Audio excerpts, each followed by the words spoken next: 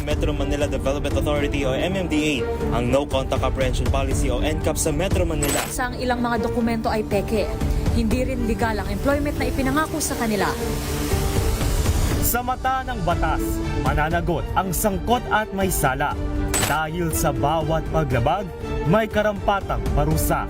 Alamin ang mga pananagutan sa likod ng mga bawal. Dito sa Hoy! Bawal Yan! Tuwing Sabado, alas 11:30 ng umaga. Dito lang sa DZRH TV.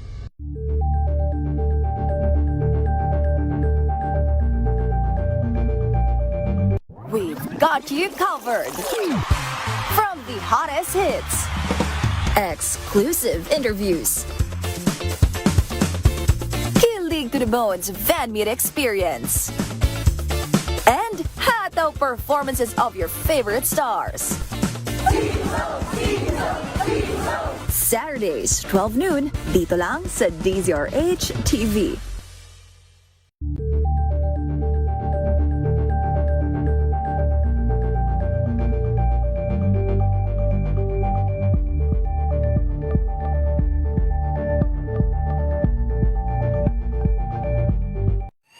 Mga balitang gigising sa inyong umaga. Mga balitang kailangan mong malaman. Mapapakinggan sa ACS Balita sa 2x2. Kasama sina Anthony Taberna at Jerry Baha. Lunes hanggang Biyernes.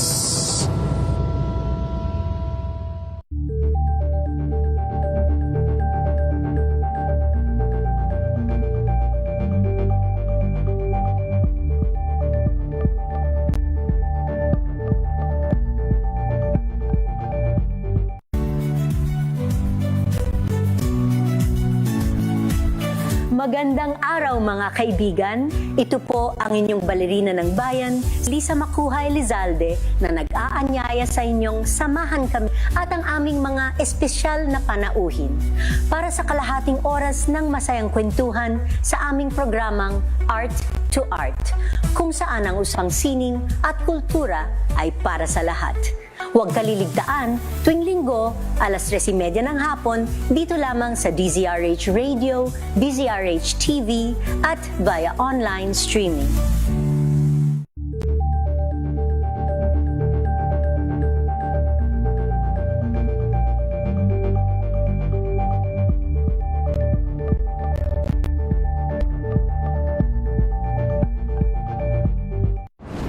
Kung good vibes ang hanap mo, dito ka na sa sigurado! Mula sa mga istoryang nagbibigay ng inspirasyon hanggang sa mga kwentong may dalang solusyon. Mga balitang pampagaan ang pakiramdam at pampaganda ng araw. Hindi lang ba sa good news, kundi the better news. Mula Lunes hanggang Biyernes, 1:00 ng tanghali sa DZRH TV.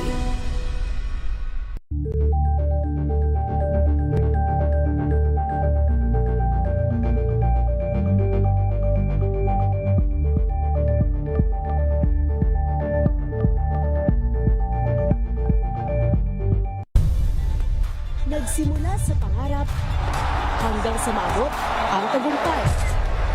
Iba't ibang kwento, iba't ibang mukha ng atletang Pilipino. Mas pinatindi, mas pinalakas, at mas pinaaksyon sa Match Point tuwing Sabado, 12:30 ng tanghali sa DZRH TV.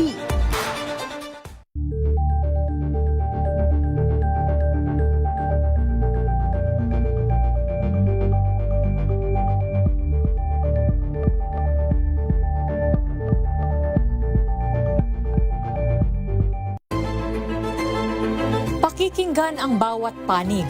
When you fight for justice, think about the queer people. Kung hindi kami magkukwento, sino ang magkukwento para sa amin? Ang mga panawagan, ipababatid.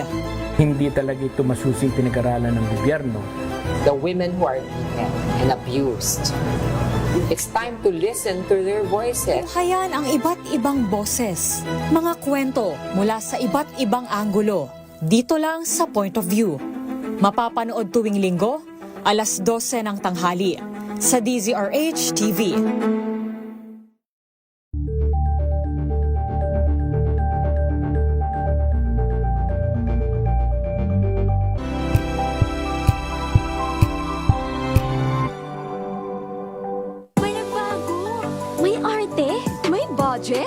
Akala nyo lang yon. So solid, White Rose Papaya, wow, White Rose, White Rose Papaya, wow, White Rose, White Rose Papaya. May glow up with a White Rose Papaya. White Rose Papaya. May puti power times 2 kasi may papaya at niacinamide. May shea butter and tea tree oil pa. Kutis sulit ang glow up. Glow up with a White Rose Papaya. White Rose Papaya. Kutis sulit ang glow up. ACS. Ang galing-galing mo. Smart dishwashing paste ko. Pritong ulam na masebo. Plato ng kaldero. Tanggaling for everyday. Ganyan pag smart ang dishwashing paste. May double tanggaling formula. Tanggalang sebo, tanggalang bakterya. Pahit para walang bahid. Linis fantastic sa metal at plastic. Number 1 ko to. Tanggaling-galing mo. Smart dishwashing paste. ACS. Let us unbox MX3 capsule.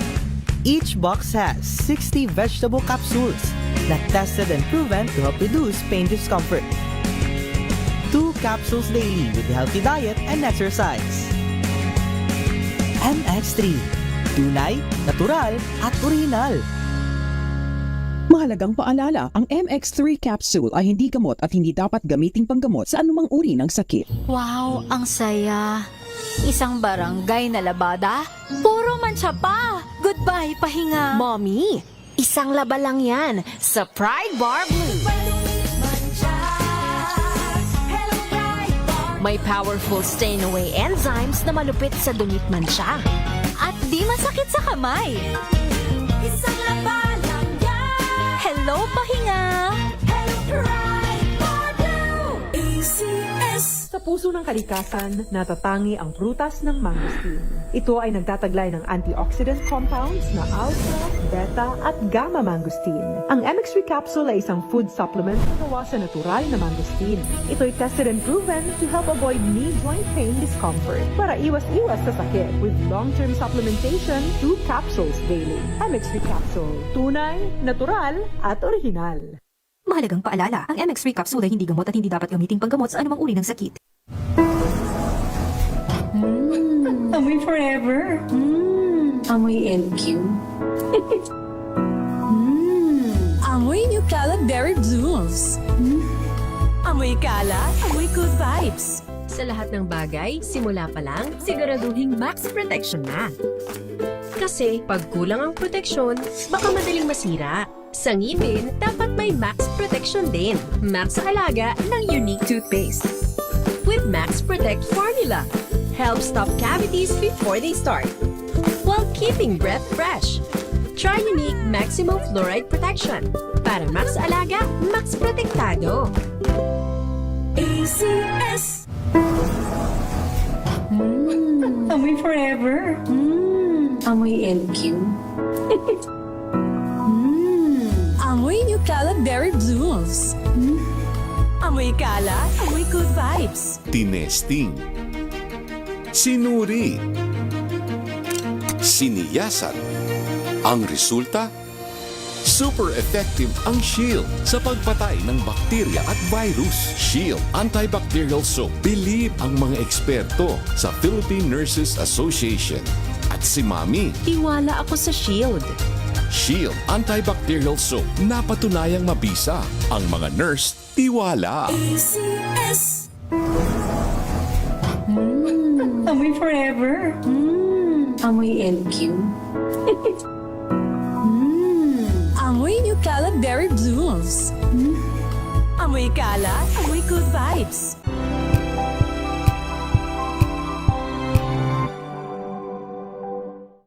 Maagang balitaan, maagang usapan sa mga issue at balita. Kasama si Kuya Angelo Palmones sa Magandang Umaga Pilipinas. Mula Lunes hanggang Biyernes.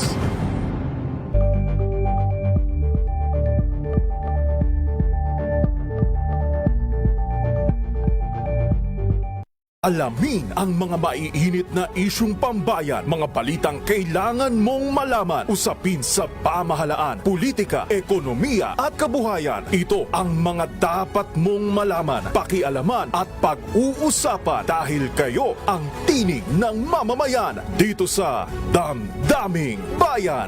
Live sa DZRH Radio, DZRH TV at DZRH Digital. Kasama sina Lakay, Deo Macalma at Elaine Apit. Araw-araw, Lunes hanggang Biyernes. Damdaming Bayan.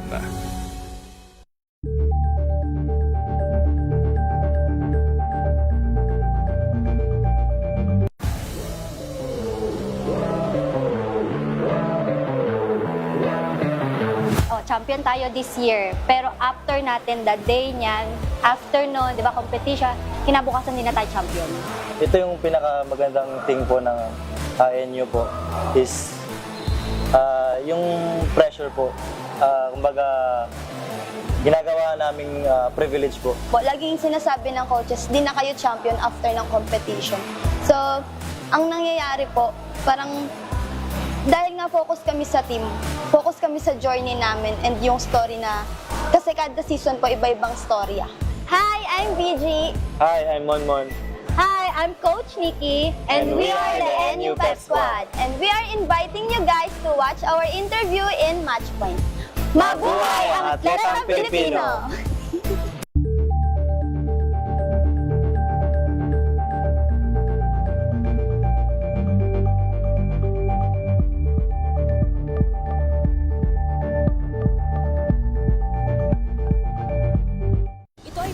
Naitalang 17 individual na ang kanilang naaresto. Ng Metro Manila Development Authority o MMDA ang No Contact Apprehension Policy o NCAP sa Metro Manila. Sa ang ilang mga dokumento ay peke, hindi rin legal ang employment na ipinangako sa kanila. Sa mata ng batas, mananagot ang sangkot at may sala. Dahil sa bawat paglabag, may karampatang parusa. Alamin ang mga pananagutan sa likod ng mga bawal. Dito sa Hoy! Bawal Yan, tuwing Sabado, alas 11:30 ng umaga. Dito lang sa DZRH TV.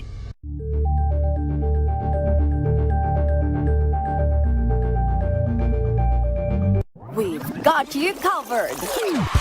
From the hottest hits, exclusive interviews, kilig to the bones fan meet experience, and hataw performances of your favorite stars. Saturdays, 12 noon, dito lang sa DZRH TV.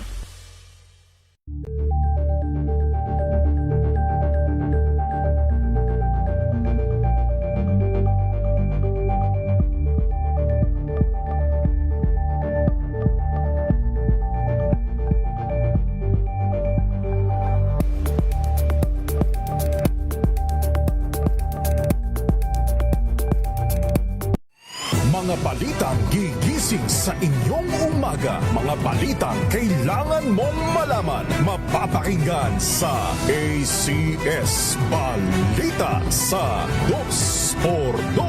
Kasama sina Anthony Taberna at Jerry Baha. Lunes hanggang Biyernes.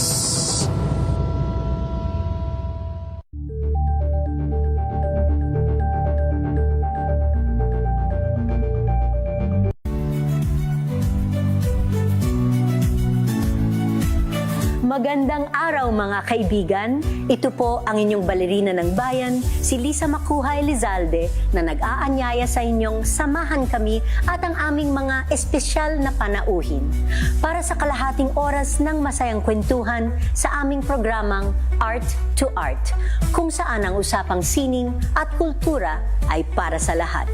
Huwag kaliligtaan, tuwing linggo, alas 3:30 ng hapon, dito lamang sa DZRH Radio, DZRH TV, at via online streaming.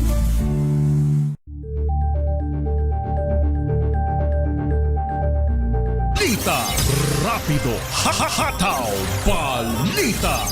Kasama sina Ray Sibayan at Romel Fuertes. Rapido, hataw, balita. Mga malalaking balita, hataw na!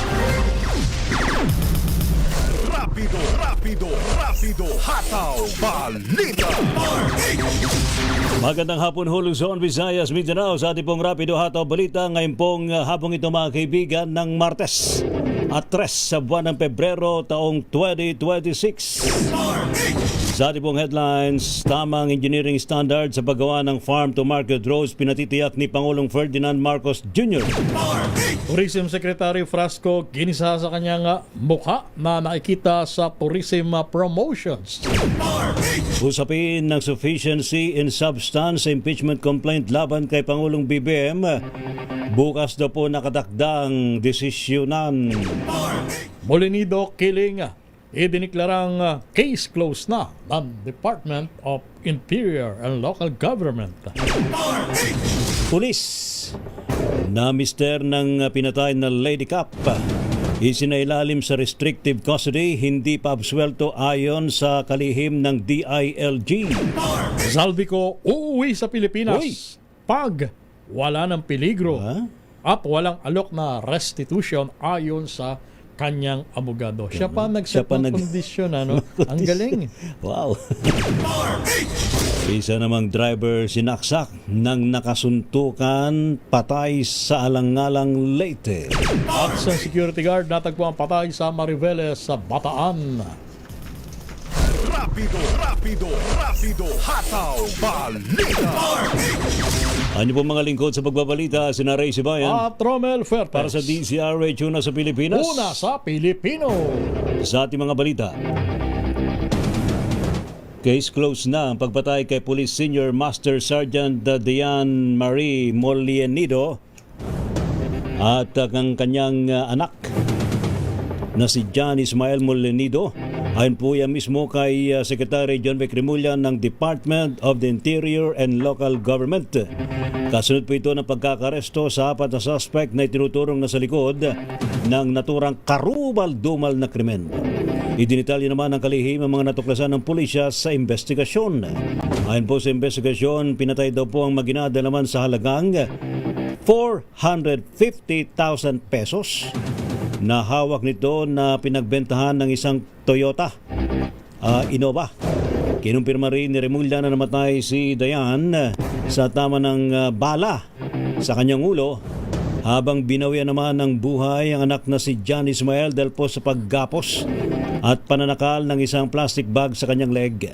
Samantala, tinitignan naman ng anggulong sangkot ang Mr. ni Diana, si Police Senior Master Sergeant John Molienido sa naturang krimen.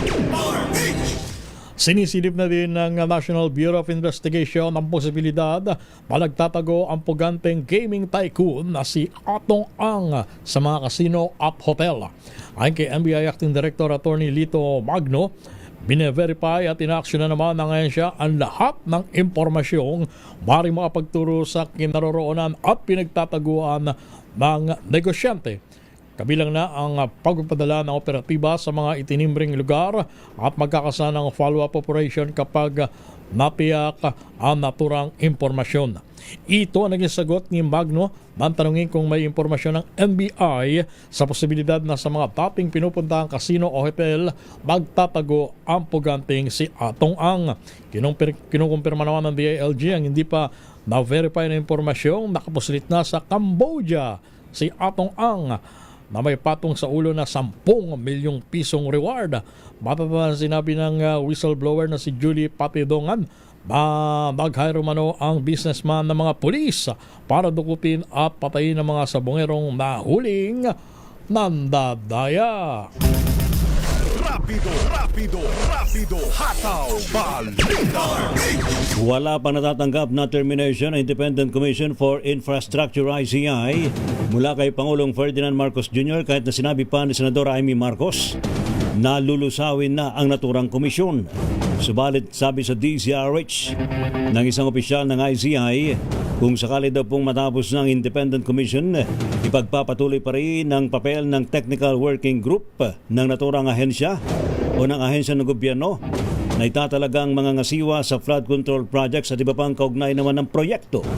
Para sa kanya, hindi lamang limitado sa asset recovery ang trabaho ng grupo, at pwede nitong ituloy ang mandato naman ng Independent Commission.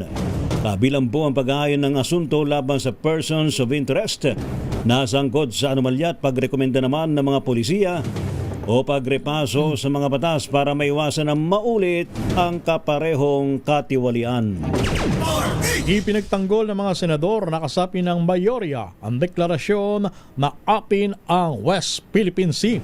Ito sa gitna ng pagbaliwala ni Senador Rodante Marcoleta sa 2016 United Nations arbitral ruling pabor sa Pilipinas kaugnay sa WPS issue. Resulta ito ng Senate resolution na ang sponsor ay si Senador Kiko Pangilinan na kumukundina sa agresibong pang-aaway ng mga taga-Chinese Embassy sa ilan nating opisyal at nilagdaan ng 15 senador. Iginit ni Senador Marcoleta na wala umanong malinaw na coordinates o boundary ay binigay sa ating award ng United Nations, kaya hindi natin ito maaring isangkalan. Binara ito ni Senador Pangilinan sa pagsasabing malinaw ang desisyon ng United Nations na pinabura ng Pilipinas at nireject ang anumang claim o pag-angkin ng China sa West Philippine Sea.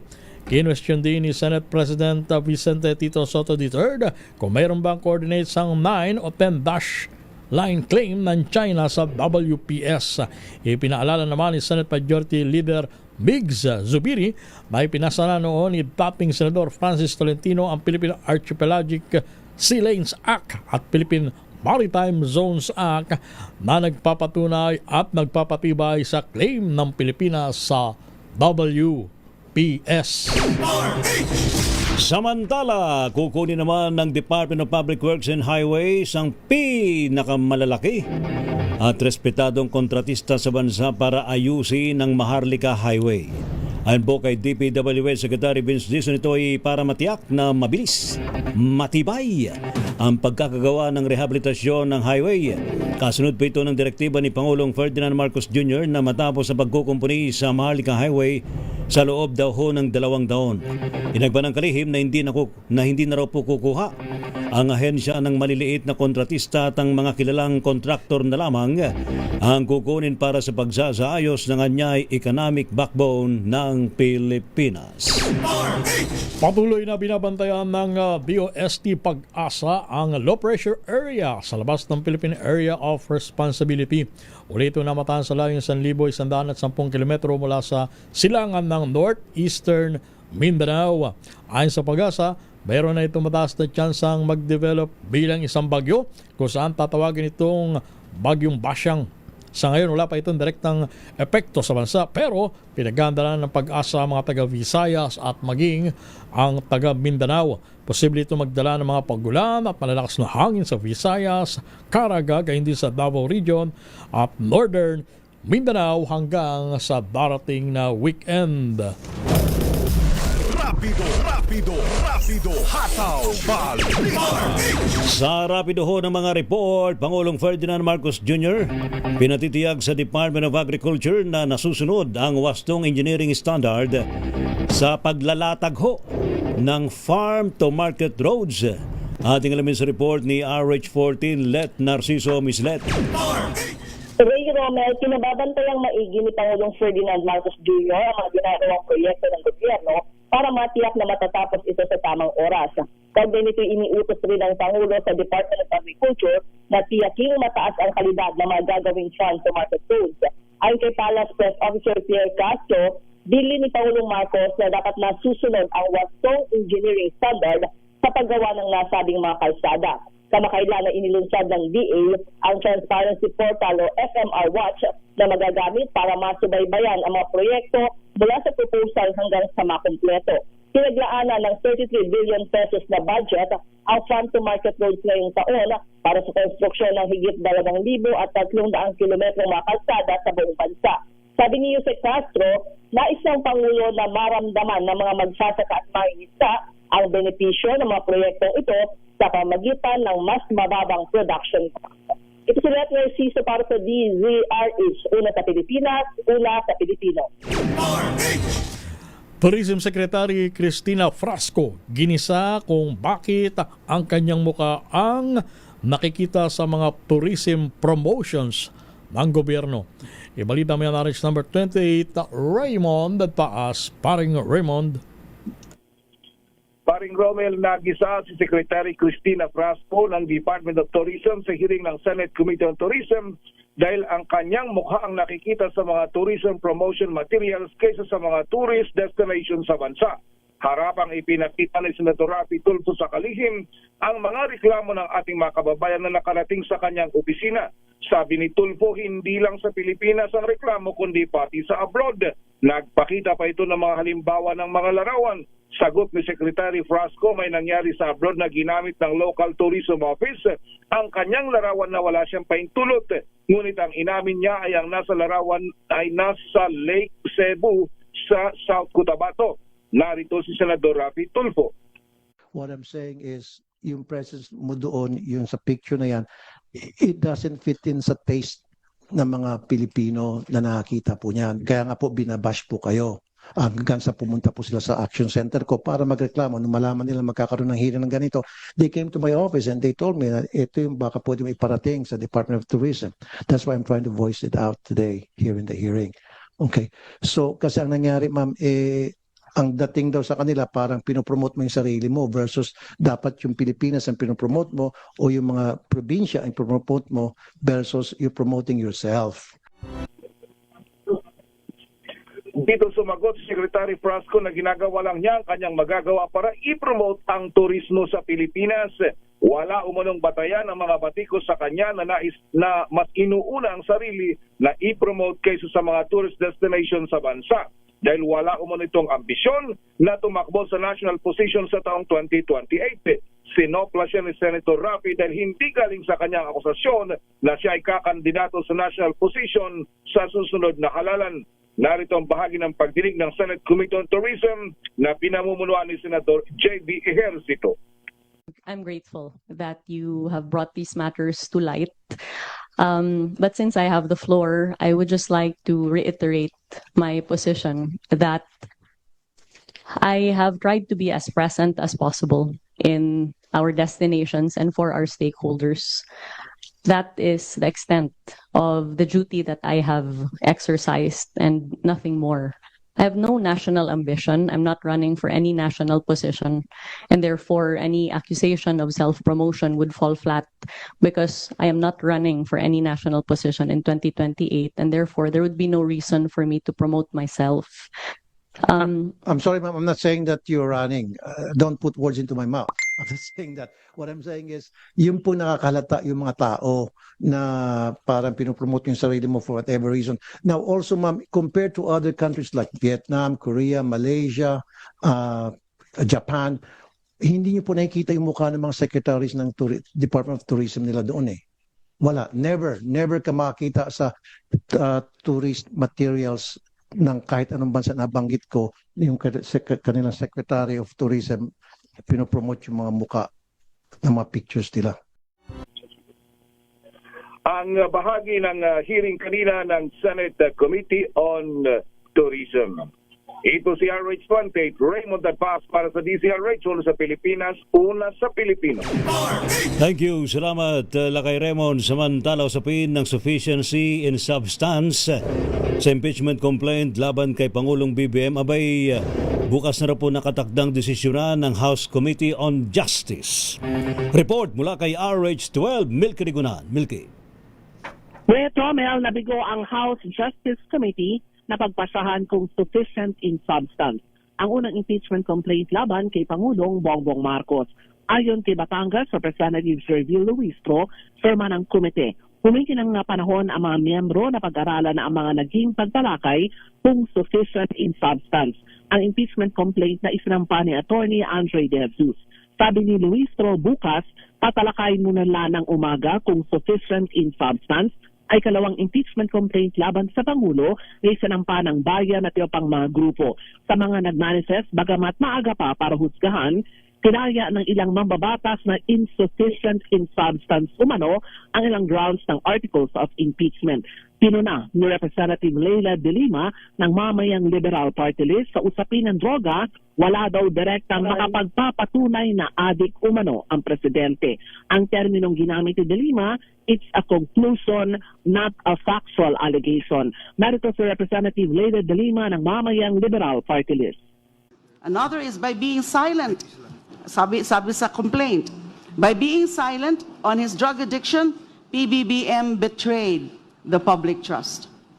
For me, Madam Chair, this is a non sequitur conclusion and not a factual allegation, because the ground must not only state a categorical allegation that PBBM is a drug addict and that this impairs the performance of his mandate, but must also include a recital of the alleged acts, events, and incidents that support the same.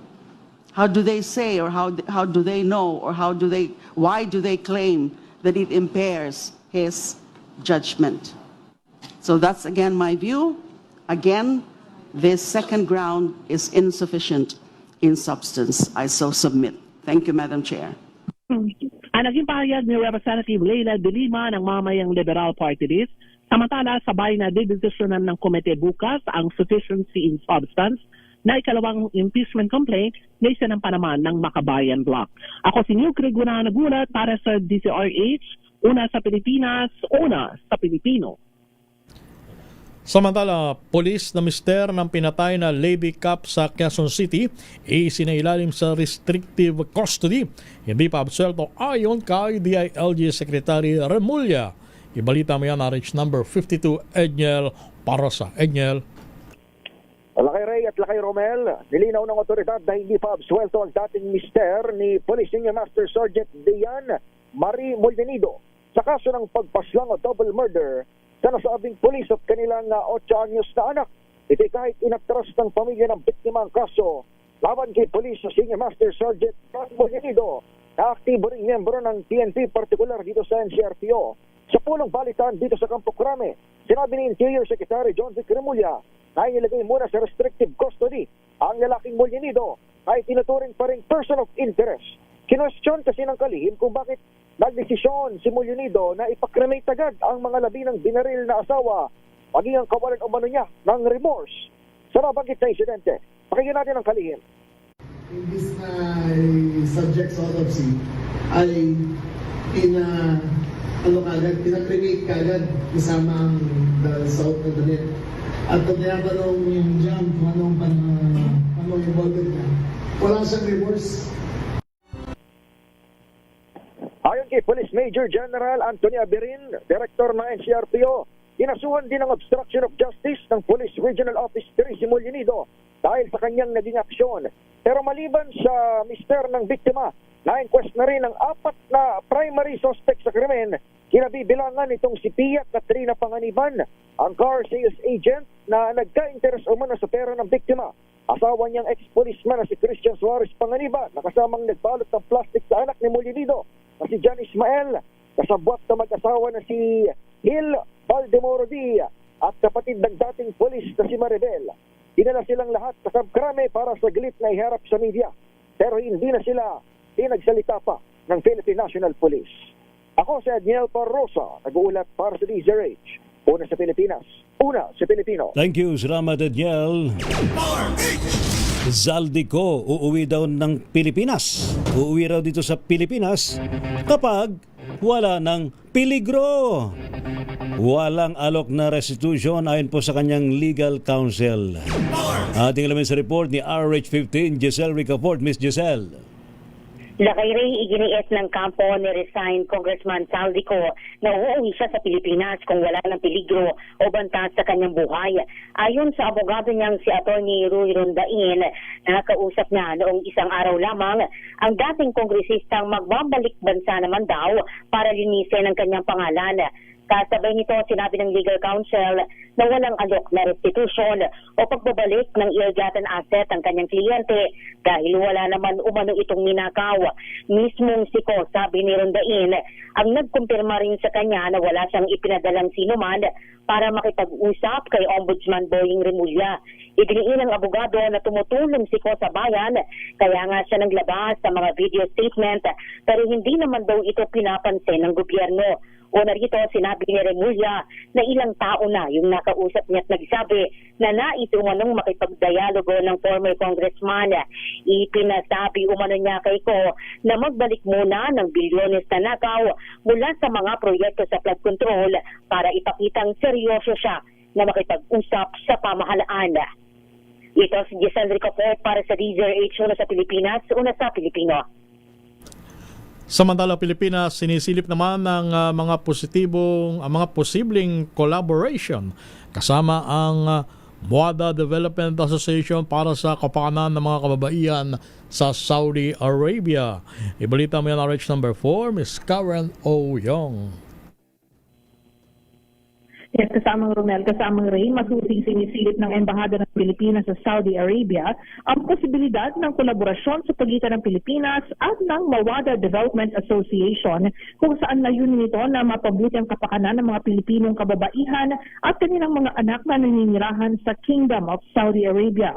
Ang sa Department of Foreign Affairs o DFA, nakipagpulong ang Ambassador ng Pilipinas sa Saudi Arabia na si Ginoong Raymond Balatbat sa chairperson ng nabanggit na organisasyon na si Her Highness Princess Loloa Nawaf Mohammed Al Saud sa kanilang pagpupulong na pag-usapan ng mga programa at mga resources na maaaring ma-access ng mga Pilipinong kababaihan at kanilang mga anak na nasa Saudi. Ang MWADA Development Association na isang charitable institution na pangunahing objektibo ay isulong ang family stability, kasabay ng pagtutok sa pag-empower sa mga kababaihan at ang promosyon ng kalagayan ng mga kabataan. Sa datos ng pamahalaan, may tinatayang 900,000 Filipinos ang kasalukuyang nakatira at nagtatrabaho sa Saudi Arabia, kung saan lumalabas na isa ito sa pinakamalaking host nations para sa mga overseas Filipino workers o OFW sa mundo. Karamihan sa ating mga kababayan, Saudi ay nagtatrabaho bilang skilled workers sa iba't ibang sektor tulad ng healthcare, engineering at technical. Marami rin sa mga Pinoy sa Saudi ay namamasukan bilang mga domestic o household workers. Karamihan naman sa mga kababaihan sa Saudi ay namamasukan bilang mga nurse sa mga ospital at healthcare facilities at bilang domestic helpers at service industry workers. Ako si RH4 Karen O. Young, nag-uulat para sa DZRH. Una sa Pilipinas, una sa Pilipino. Maraming salamat, Ms. Karen O. Young. Samantala naman, yung daw pong COA auditor na testigo sa 289.5 million pesos na flood control project anomaly. Diyan po sa may Oriental Mindoro, abi pinatunayang substandard ang naturang proyekto. Report mula kay RH5, Val Gonzalez. Val. So the standard at wala sa tamang specification ang mga inilagay na steel sheet pile sa road dike project sa Barangay Tagumpay sa bayan ng Nauham sa Oriental Mindoro. Ito rin ang laman ng testimonya ng technical auditor ng Commission on Audit o COA na testigo ng prosekusyon sa nagpapatuloy na bail petition hearing sa Sandigan Bayan ng mga nakakulong na opisyales ng DPWH Mimaropa. Sa pagharap sa witness stand ni COA Technical Auditor Engineer Raimundo Manalo, isinalaysay nito ang laman ng kanilang report at nakita na 3 metro lang ang sukat ng steel sheet pile na ginamit sa pagtatayo ng road dike project. Malayong-malayo ito sa nakalagay sa detailed engineering design ng proyekto na 12 metro ang sukat ng ibabaon na steel sheet pile. Ipinaliwanag ni Manalo na ang steel pile ang tagasalo ng bigat ng itinayong proyekto. Ito rin aniya ang pangharang sa tubig sa ilog upang hindi masira at gumuho ang dike. Matatandaan sa testimonya noong January 29 ng barangay chairman ng barangay Tagumpay na si Nestor Alegria Asi. Idinitalye nito ang ginawang pandaraya ng engineer at mga tauhan ng SunWest Corporation sa nabanggit na proyekto. Sa panig naman ng depensa, ilang beses na binakbakan ng kredibilidad ng COA Technical Auditor na kahit daw isa itong engineer, hindi naman ito isang structural engineer na may alam sa disenyo. Samantala sa araw naman ng bukas, araw ng Miyerkules, ay nakatakdang isa lang ng prosecution sa witness stand si Oriental Mindoro Governor Comerlito Dolor. Mula rito sa Sandigan Bayan, ako si Val Gonzales, DJ, una sa Pilipinas, una sa Pilipino. Samantala, paggunita sa Battle for Manila, pinangunahan ni Manila Mayor Isko Moreno. Ibalita mo yan na Rich number 29, Boy Gonzales. Boy. Lakay Romel, binigyan diin ni Manila City Mayor Isko Moreno Bagoso na ang tunay na lakas ng Maynila ay nanatiling nasa pagkakaisa, katatagan ng mga Manileño 81 taon matapos ang Battle of Manila. Ito ang sinabi ni ng alkalde sa paggunita ng 81 anibersaryo ng Battle of Manila na ginanap dito sa St. Paul University sa Manila, na dinaluhan ng mga veterano, kinatawan ng diplomatic community at mga opisyal ng pamahalaan. Ayon kay Mayor Isko, hindi lamang simpleng pag-alala sa kasaysayan ng paggunita, kundi paggalang sa isang lugar na nagsilbing kanlungan ng mga sibilyan noong 1945 sa gitna ng matinding pagkawasak ng lungsod. Sinabi pa ng alkalde na bagamat lubhang winasak ang Maynila noong Second World War, ito'y ang nagmarka ng kalayaan ng lungsod kapalit ng napakalaking sakripisyo ng mga Pilipino. Dagdag pa ng alkalde, ang muling pagbangon ng Maynila matapos ang digmaan ay patunay ng katatagan ng mga mamayan at paalala na ang resilience ay hindi paglimot sa sakit, kundi ang pagpiling bumangon sa kabila nito. Nagbigay na rin ng pagpupugay ang alkalde sa mga veteranong Pilipino na anyay mga buhay na saksi sa sakripisyong nagbigay daan sa kalayaang tinatamasa ng bansa ngayon. Ito si Boy Gonzales para sa DZRH, una sa Pilipinas, una sa Pilipino. Thank you. Salamat, Boy Gonzales. Samantala naman, babaeng may kasong estafa. Ito raw po'y naresto sa Muntinlupa City. Report mula kay Noche Kakas. Noche. Lakay Ray at Romel, hawak na ng Marikina City Police Station ang isang babaeng wanted sa kasong estafa matapos maaresto ng Marikina City PNP sa lungsod ng Muntinlupa. Kinilala ni Marikina City Chief of Police Colonel Jenny Texon ang akusadong si alias Presi. Ayon kay Colonel Texon, natuntun nila si alias Presi na nagtatago sa Camellia Townhomes 1 ng Barangay Putatan na Muntinlupa City. Batay sa kanilang record, nasa rank 5 at top 10 most wanted person si alias Presi sa kasong estafa sa pamamagitan ng pamimeke umano ng dokumento. Nagugat naman ang pag-aresto nang maglabas ng arrest warrant ang Marikina City RTC Branch 192 laban kay alias Presi sa kaso nito na walang inirekomendang piyansa. Una nang sinabi ni Texon sa komunidad kung may nalalamang kriminal na nagtatago sa batas ay ipagbigay alam agad sa pulisya sa lugar. Arit sa 27, Batika ka sa DZRH, una sa Pilipinas, una sa Pilipino. Thank you. Salamat, Bay Noche Kakas. Samantala, lalaki namang wanted sa kasong robbery extortion sa Quezon City, arestado sa Valenzuela. Report mula kay RH23, Edwin Duque. Edwin. Tama, lakay rin matakumpay na na-aresto na bawat taga Valenzuela Police ang isang alias King, 21 years old, na wanted dahil sa mga kaso ng robbery extortion sa Luzon. Ang pag-aresto ay sinagawa sa Barangay Bingay, Valenzuela City, kasunod ng warrant of arrest na issue na may presiding judge ng RTC Branch 83 ng Quezon City. Ito'y nanong dito lamang January 26, 2026 na may narekomendang mahari lamang itong mga pagpensa ng halagang 200,000 pesos. Samantala, pinuri naman ang PD Director Brigadier General Christopher de la Cruz ang team ng Valenzuela Police dahil sa mabilis na pagka-aresto matapos itong magtago.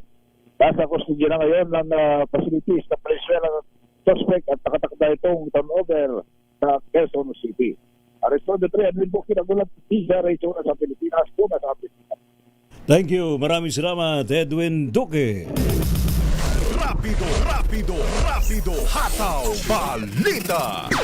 Standby ang mga balita mula po sa mga probinsya Pilipinas. Ang oras, alas 2:40. Ang oras na yan ay hatid sa inyo na.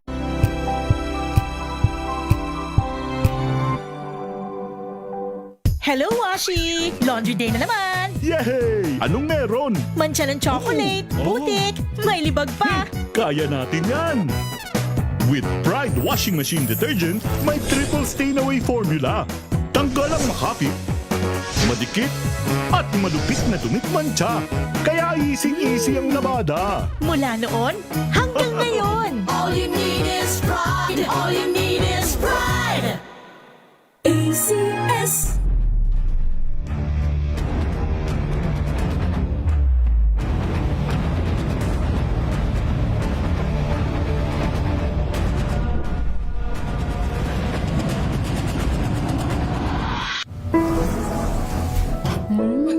Amoy forever. Amoy LQ.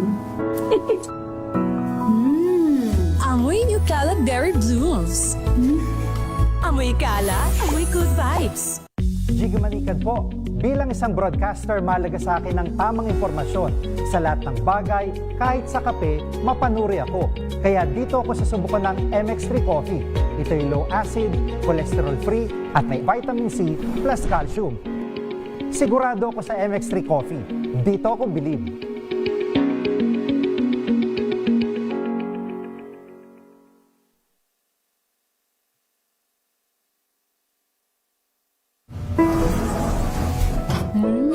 Amoy forever.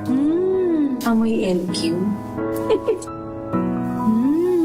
Amoy New Cala Berry Blooms. Amoy Cala, amoy good vibes. NBC Milliones!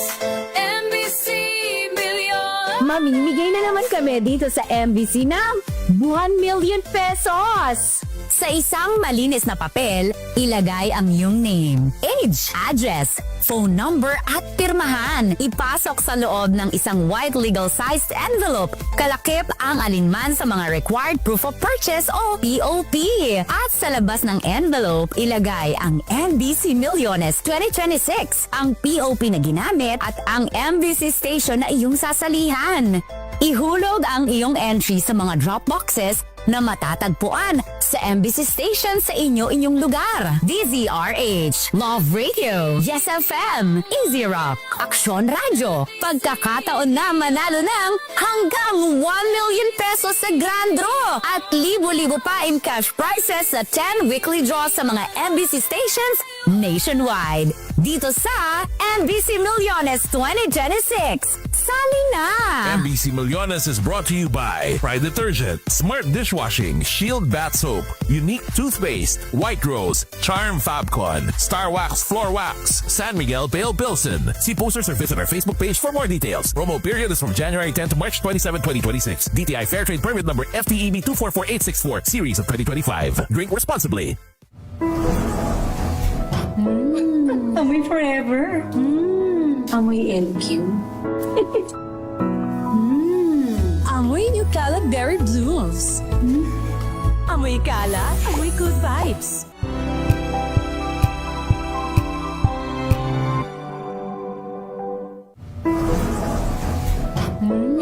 Amoy forever. Amoy LQ. Amoy New Cala Berry Blooms. Amoy Cala, amoy good vibes.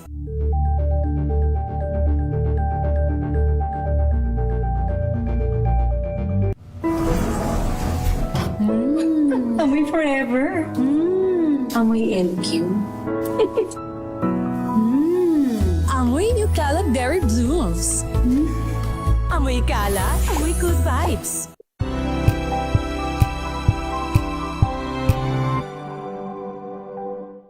Maagang balitaan, maagang usapan sa mga issue at balita. Kasama si Kuya Angelo Palmones sa Magandang Umaga Pilipinas. Mula Lunes hanggang Biyernes.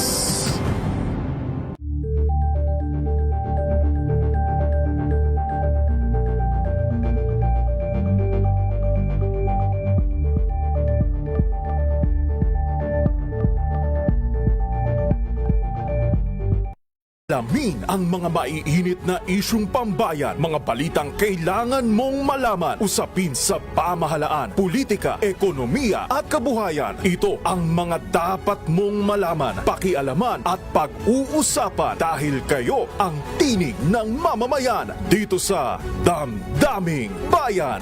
Live sa DZRH Radio, DZRH TV at DZRH Digital. Kasama sina Lakay, Deo Makalma at Elaine Apit. Araw-araw, Lunes hanggang Biyernes. Damdaming Bayan.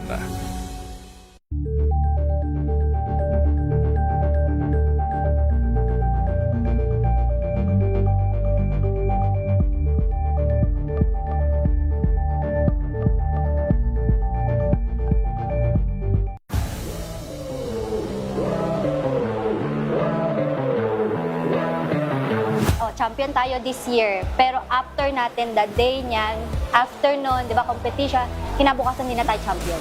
Ito yung pinakamagandang thing po ng ANU po is yung pressure po. Kumbaga, ginagawa naming privilege po. Laging sinasabi ng coaches, di na kayo champion after ng competition. So, ang nangyayari po, parang dahil nga focus kami sa team, focus kami sa journey namin and yung story na, kasi kada season po iba-ibang storya. Hi, I'm BG. Hi, I'm Monmon. Hi, I'm Coach Nikki. And we are the NU Pep Squad. And we are inviting you guys to watch our interview in Matchpoint. Mabuhay ang atletang Pilipino!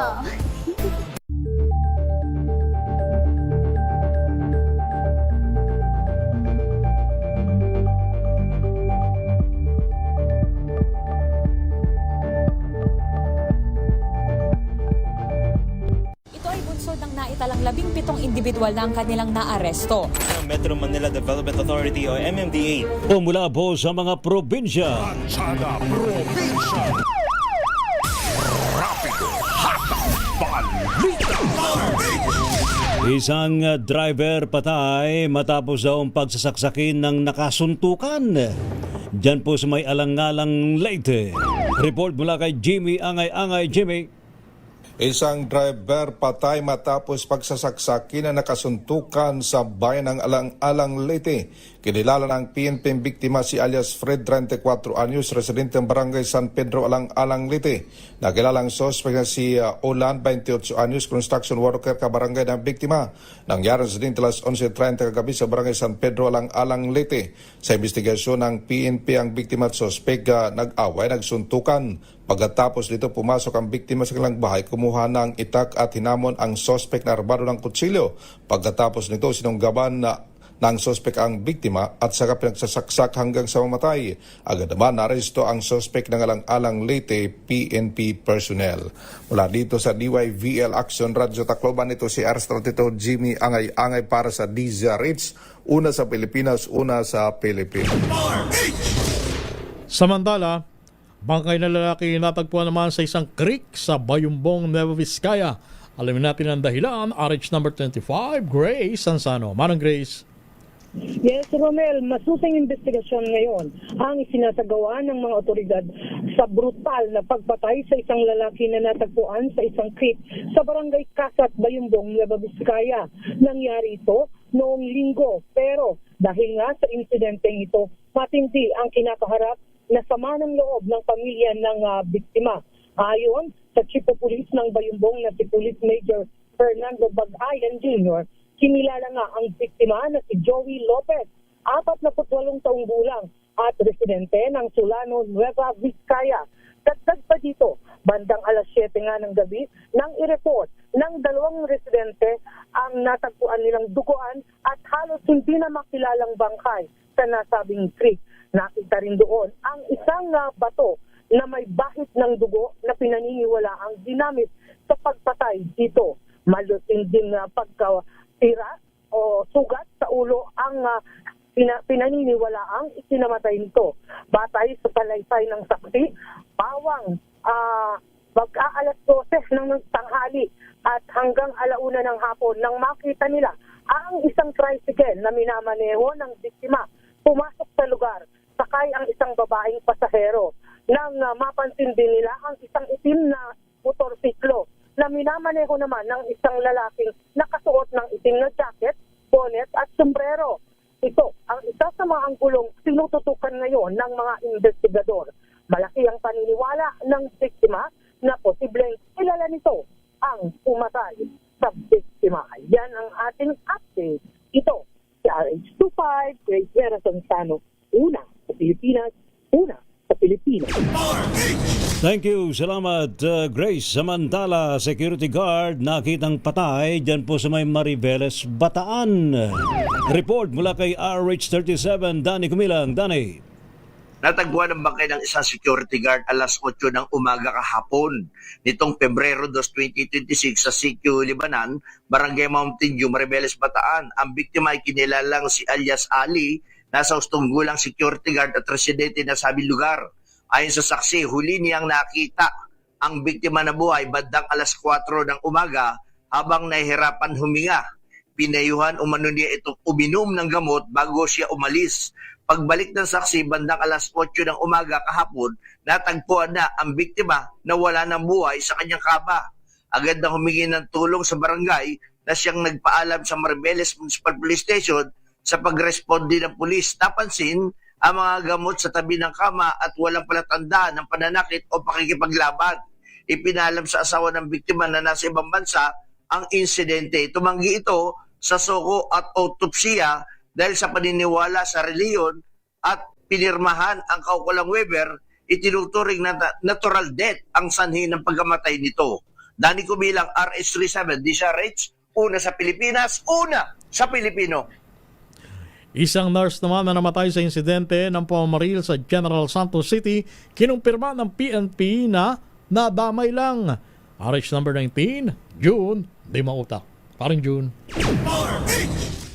Lakay Romel, Lakay Ray, patuloy pang nakakalaya ang dalawang suspect na responsable sa pamamaril patay sa tricycle driver at sa pagkadamay patay ng pasaherong babaeng nurse sa Salvani Street, Barangay City Heights, General Santos City. Sa impormasyon mula sa Jensan Police Office, nakumpirma sa kanilang investigasyon na ang tricycle driver na si Ivan Miano Conde, 32 years old, residente ng Barangay Mabuhay, Jensan, ang siyang target ng mga asasin. Habang ang nag-iisang pasahero na si Nizer Rolene Jane Aguacito, 24 years old, registered nurse, ay kumpirmadong nadamay lamang o biktima ng crossfire. Ayon sa PNP, ang tricycle driver na si Conde ay nasangkot noon sa kasong rape and child abuse sa bayan ng Libak, Sultan Kudarat at nagpiyansa lamang sa halagang 280,000 pesos sa RTC Isulan para sa kanyang pansamantalang kalayaan. Maliban sa pamilya, nagluluksa rin ang faculty ng Sultan Kudarat State University College of Health Sciences Batch 2024 kung saan nagtapos si Miss Aguacito at kamakailan lang ay nakapasa ito sa nurse licensure examination. Sigaw nila ang hustisya sa sinapit na insidenteng ito ng biktima sa kamay ng mararahas na tao. May panawagan na kay Jensan City Police Director Colonel Nicomedes Olivar Jr. ang kaanak ng biktima na si Malapatan Sarangani Mayor Salway June Sambo Jr. na bigyang hustisya ang namatay ng pamangkin. Nagsasagawa na ng backtracking sa lahat ng kuha ng CCTV sa lungsod ng Jensan ang PNP para sa pagkakakilanlan at ikadarakip ng dalawang suspect. Mula sa South Cotabato, RH19, June Dimakutat, DZRH, una sa Pilipinas, una sa Pilipino. Thank you. Salamat, June. Samantala naman sa ating pa rin pong balita, Pangulong BBM, inasahan daw hong bibisita sa Naga City para sa pilot testing ng Oplan kontra Baha. Report mula kay Manoy Roel Saldico.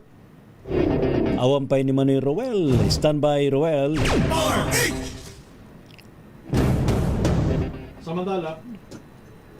Samantala, 15,000 pisong halaga ng shabu, makumpiska naman sa San Fabian, Pangasinan. Isa ang naaresto, Freddy Fajardo. Freddy.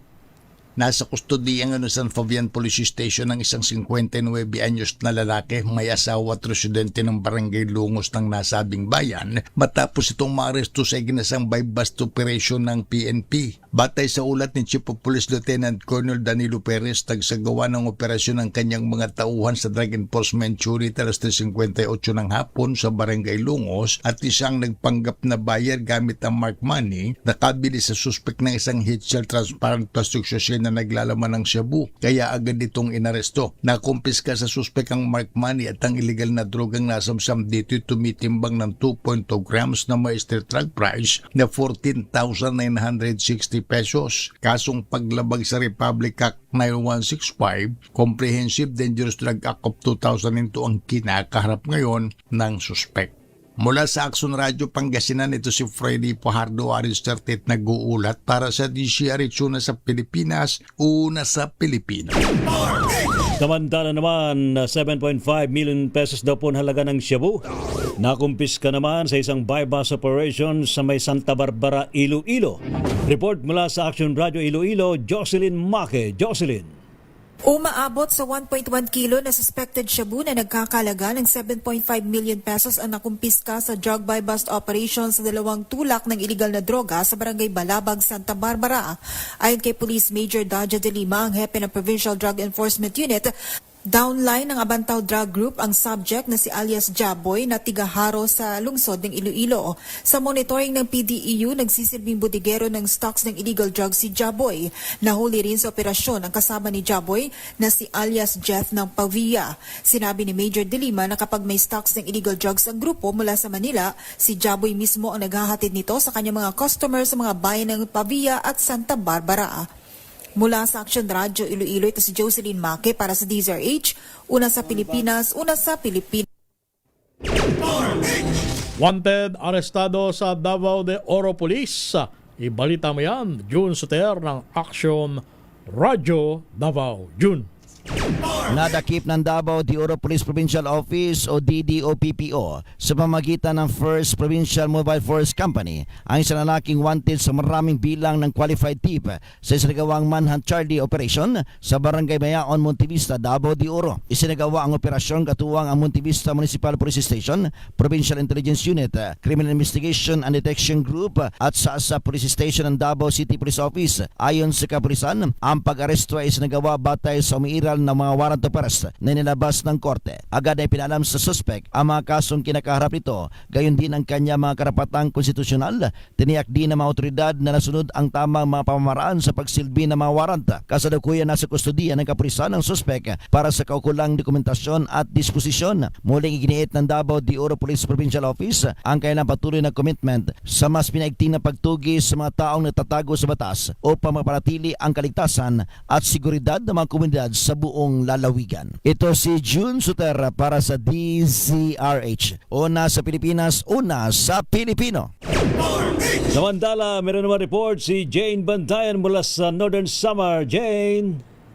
Aminado ang pamunuan ng 8th Author Brigade Philippine Army na hindi pa rin naibibigay ilang taon na ang tulong mula sa national government para sa mga New People's Army sa lalawigan na sumurinder o nagbalik gobyerno. Paliwanag ng Brigade Commander Brigadier General Carmelito Pangatungan, isa sa pangunahing dahilan ang mga supporting documents at hindi pa daw lahat na-accommodate dahil sa dami ng mga nag-surrender. Kinumpirma ng opisyal na kaugnay nito ay nagkaroon na ng talakayan kasama ang mga nakatukang opisina ng pamahalaan dito sa Northern Samar at napag-usapan kung paano mapadali ang proseso. Kabilang naman daw sa dahilan ng pagkaantala ang kanilang mga live birth nitong mga former rebels kung saan hindi nagkakatugma ang spelling ng kanilang mga pangalan sa mga documents na kanilang ipinapasa. Sa kasalukuyan, patuloy pa na tinatrabaho o pinoproseso pa ang mga documents na nasabing mga former rebels. Gayon pa man, naniniwala naman ang nasabing opisyal na bagamat sobrang tagal ang pagtanggap na nasabing grant mula sa national government ay hindi ito makakaapekto sa programa ng pamahalaan na pagbabalik gobyerno dahil patuloy naman daw ang tulong ng lokal na pamahalaan at mismong army na makakatulong sa araw-araw habang hindi pa natatanggap ng mga former rebels ang nasabing tulong mula sa national government.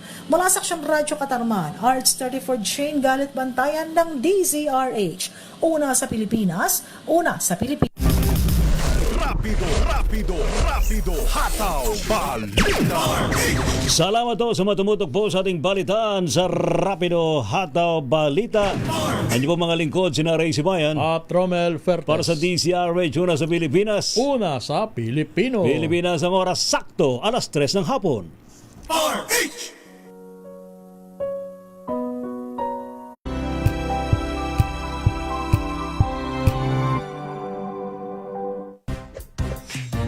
Tanggaling-galing mo Smart dishwashing paste ko Pritong ulam na masebo Plato o kaldero Tanggaling for everyday. Ganyan pag smart ang dishwashing paste. May double tanggaling formula. Tanggal ang sebo, tanggal ang bakterya. Pahit para walang bahid. Linis fantastic sa metal at plastic. Number one ko to. Tanggaling-galing mo Smart dishwashing paste. ACS. Now we are unboxing MX3 Plus. Plus because it has Garcinia mangostana, plus L-carnitine and CoQ10. Each box contains 30 vegetable capsules, and you can get them in leading